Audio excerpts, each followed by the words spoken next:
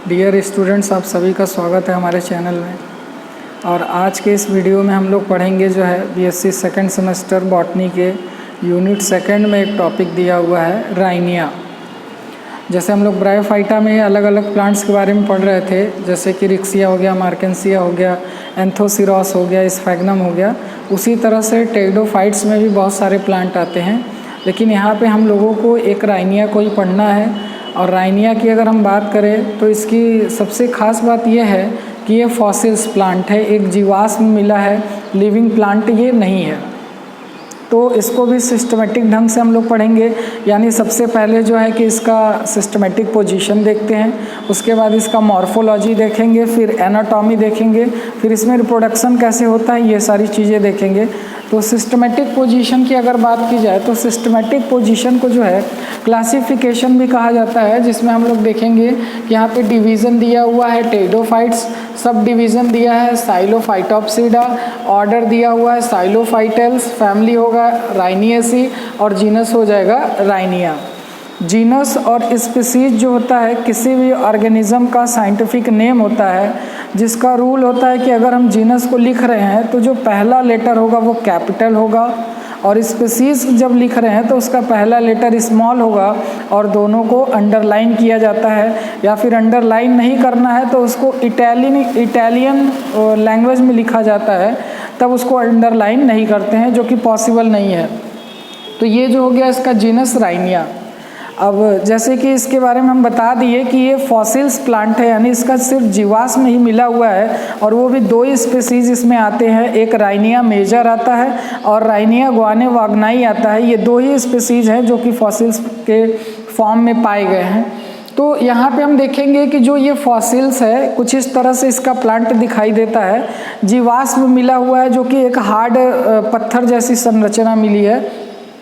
तो जो ये फॉसिल्स है राइनिया जो है, इसको सबसे पहले जो है दो साइंटिस्ट ने मिलकर खोजा था, जिनका नाम है किटस्टन एंड लैंग। इन्हीं दोनों लोगों ने जो है मिल करके इसको खोजा है। तो क्वेश्चन भी अभी हम यूनिट सेकंड का जो ऑब्जेक्टिव क्वेश्चन बनाए थे, तो उसमें ये क्वेश्चन ज़रूर से मिलेगा आपको कि जो राइनिया है इसको किसने डिस्कवर्ड किया है। तो उसमें 4 अलग अलग साइंटिस्ट का नाम मिलेगा, तो ऑप्शन अपना सही होगा किटस्टन एंड लैंग। इसके अलावा एक क्वेश्चन आपको मिल जाएगा कि ये जो राइनिया नाम है इस प्लांट का, ये किसके आधार पे दिया गया है। तो राइनिया की अगर हम बात करेंगे तो ये जो है जहाँ से इसको खोजा गया है उस जगह का नाम जो है राइनी है, और जो कि स्कॉटलैंड में स्थित है, तो जगह का नाम राइनी है जहाँ से इसको खोजा गया है, इसीलिए इस प्लांट का नाम राइनिया रख दिया गया है।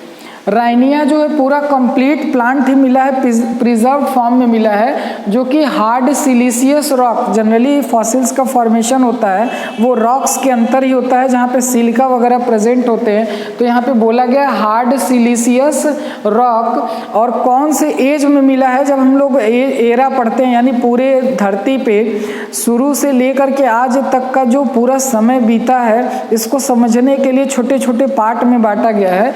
तो उसी में से एक है डिवोनियन पीरियड। ये भी क्वेश्चन पूछता है कि राइनिया जो है कौन से पीरियड में या कौन से एज में खोजा गया था, तो आंसर हो जाएगा डिवोनियन एज।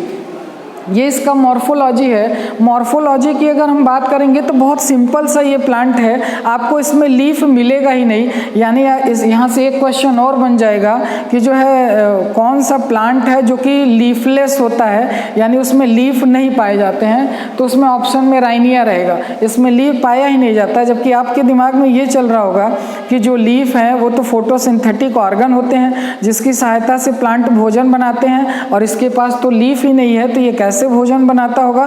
तो इसको अभी हम डिस्क्राइब करेंगे। सबसे पहले इस प्लांट की बात करेंगे तो ये प्लांट जो है हार्बेसियस होता है। हार्बेसियस टर्म यूज करते हैं जब प्लांट या उसके पार्ट जो है ग्रीन होते हैं और सॉफ्ट होते हैं।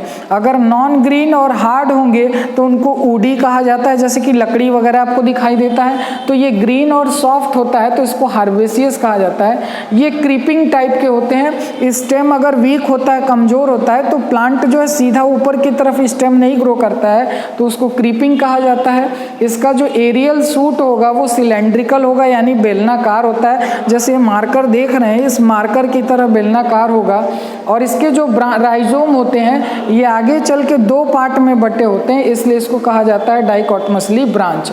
और ये जो आप एरियल सूट देख रहे हैं ये लीफलेस होते हैं, यानी इसमें लीफ नहीं पाया जाता है, इसीलिए इसको लीफलेस एरियल सूट कहा जाता है। देखिए प्लांट के जितने भी पार्ट जो हैं सॉइल के अंदर होते हैं उनको रूट कहा जाता है, और सॉइल के ऊपर जितने पार्ट होते हैं उनको सूट कहा जाता है। सूट में जो है स्टेम आते हैं, लीफ आते हैं, फ्लावर्स आते हैं, फ्रूट आते हैं, तो वो सूट कहा जाता है। तो ये सॉइल के ऊपर रहता है, इसीलिए इसको एरियल सूट कहा जा रहा है। लीफलेस होगा, एक भी लीफ नहीं पाए जाते हैं। अब इसमें लीफ तो होता नहीं। अब देखिए लीफ न होना एक तरह से जीरोफिटिक कैरेक्टर को शो करता है, क्योंकि लीफ के ऊपर ढेर सारे छोटे छोटे पोर्स लगे होते हैं जिनको स्टोमेटा कहा जाता है, जिसके द्वारा वाटर लॉस होता है। और ये जिस जगह से खोजा गया है वहाँ पे एक वॉल्केनो था, यानी जाहिर सी बात है जहाँ ज्वालामुखी होगा वहाँ पे टेम्परेचर अधिक होगा, पानी की कमी होगी। तो अगर इसमें लीफ पाए जाते तो लीफ पे स्टोमेटा होते हैं, और जिसमें पोर होता है स्टोमेटा जो है वाटर लॉस करता और पानी इसको नहीं मिलता तो ये सरवाइव नहीं कर पाता। अपने आप को सरवाइव करने के लिए, अडॉप्ट करने के लिए इसने लीफ को सेड ऑफ कर दिया है। लीफ नहीं रहेंगे, वाटर लॉस भी नहीं होगा। इसी तरह से जिम्नोस्पर्म भी पढ़ेंगे तो वो भी जीरोफिटिक कैरेक्टर को शो करता है, यानी जितने भी तरीके होते हैं वाटर लॉस को कम करने के लिए वो सारे तरीके जो है प्लांट जो है अपने अंदर डेवलप करता है। अब ये जो एरियल सूट है अभी बताएं कि ग्रीन होता है, और ग्रीन जनरली जो है किस वजह से होते हैं, या क्लोरोप्लास्ट और क्लोरोफिल पिगमेंट पाए जाते हैं जिसके कारण ये ग्रीन होते हैं। यानी लीफ रहे या न रहे, लेकिन फोटोसिंथेसिस का जो काम होता है इसमें ये एरियल सूट करता है, इसीलिए यहाँ पे लीफ न होने के बाद भी प्लांट जो है सर्वाइव करता है। स्टेम की बात करेंगे तो स्टेम जो है इसका राइजोम मिलता है।